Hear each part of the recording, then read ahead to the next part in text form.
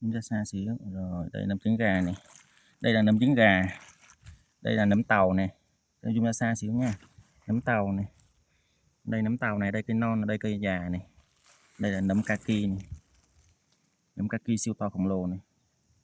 Cái này bị mất cái mũ đây. Cái mũ của nó đây. Siêu to khổng lồ.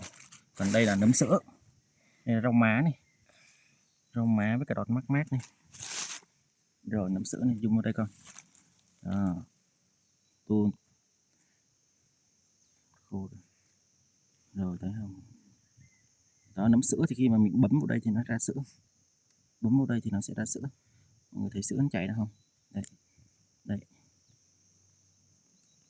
Đó, nó ra rất là nhiều sữa ở đây. Rồi zoom mặt chúng.